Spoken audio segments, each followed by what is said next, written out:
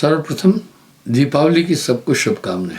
ये दीपावली अवसर एक चेतना देता है। इसमें जो दीपों को प्रज्वलित करते हैं इसका एक महात्म है। तामस समय ज्योतिर्गमय ज्ञान दीप धर देहरी जो चाहस उजियार। ये दीपक की प्रथा बहुत जबरदस्त है, इसलिए हम सब दीप जलाते हैं अपने इष्ट की उपासना में, बाकी जगहों पर। तो पहली बात तो इसका एक प्रासंगिकता है। जब रावण का वध करके राम जी पहुंचे थे वापस अयोध्या में, 20 दिन लगे थे, तब अयोध्या वासियों ने हर्षोल्लास के साथ में दीपावली दीपों के द्वारा प्रकाश करके स्वागत करते थे। उनका उस समय ऐसा नहीं था कि बड़ी बड़ी लाइटें जला करके कोई स्वागत करे। दीपक वैसे भी ज्ञान का द्योतक है। तो बंधुओं, इसमें एक और चीज थी कि एक क्रूर शक्तिशाली जिसके पास कई वरदान थे, कई शक्तियां थी, सत्य के आगे वो पराजित हुआ। राम जी ने वानर और रीछ भालुओं को साथ लेकर के इतने शक्तिशाली रावण पर आक्रमण किया, लेकिन आक्रमण ऐसे नहीं किया। देखिए नीति कैसी थी उनकी। सबसे पहले उन्होंने राजधर्म का पालन किया। राजदूत के रूप में उन्होंने अंगद जी को भेजा था। रावण गर्वी ने बात नहीं मानी, युद्ध हुआ। उसके पास बहुत शक्तियां थी, बहुत तप था, सभी दिशाओं को बांध दिया था। राम जी जानते थे शत्रु साधारण नहीं, उसके साथ में पूरी शिव की शक्तियां काम कर रही थी, शिव जी की।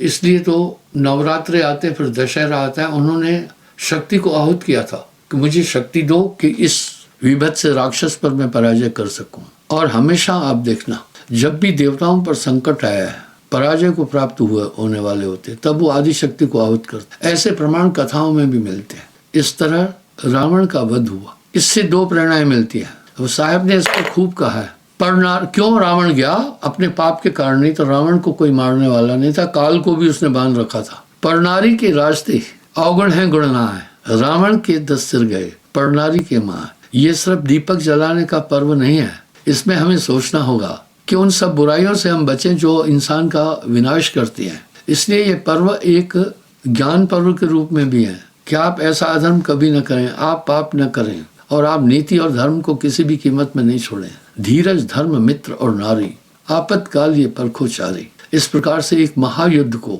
में विजित हुए थे। उनको कई वरदान थे, दिशाओं को भी उसने बांध कर रखा था, सब चीजों को बांध कर रखा था। भयंकर युद्ध हुआ और अंत में सत्य की विजय हुई। ये पर्व एक चीज और भी इंगित कर रहा है कि सत्य अविजित है और सत्य की विजय होती है और अपराध से बचाने का द्योतक है। परनारी के रास्ते अवगुण है गुणना है, रावण के 10 सिर गए परनारी की माँ। इसके साथ साथ एक चीज और भी ये बता रहा है, जो भी अधर्म का साथ देता है उसका भी विनाश हो जाता है। उसमें बड़े बड़े योद्धा थे, उन सब का नाश हुआ। आपको मैं एक उदाहरण देता हूँ। ये पर्व हमें यही बताता है, हमें अधर्म के साथ नहीं जाना चाहिए, पाप के साथ सहयोग नहीं देना चाहिए। दूसरा उदाहरण देता हूँ। द्रोणाचार्य, भीष्म पितामह, कृपाचार्य, कर्ण, अश्वत्थामा आदि वो योद्धा थे, वरदानी योद्धा थे, उनका वध कोई नहीं कर सकता। वो सब इसलिए मारे गए थे क्योंकि अधर्म का साथ दिया था। तो इस पर्व की बड़ी प्रासंगिकता है। ये सिर्फ दीपक जलाकर फटाके चलाकर के काम नहीं बनेगा, हमें उसका अनुकरण करना होगा कि हम किसी भी तरह अधर्म की राह पर नहीं चले, हम परिस्थिति की तरफ नहीं जाएं। पर नारी के रास्ते अवगुण है गुणना है, रावण के 10 सिर गए पर नारी के माँ। परनारी पहनी छुरी मत कोई लाओ अंक, रावण के 10 सिर गए परनारी के संग।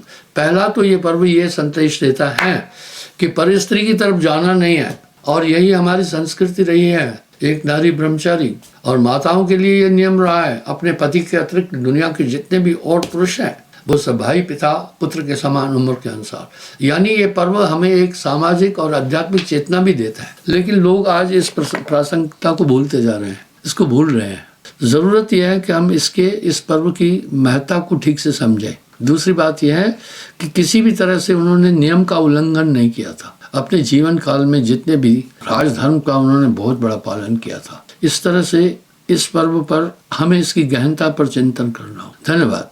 आप सबको इस पर्व की शुभकामनाएं। नमस्कार।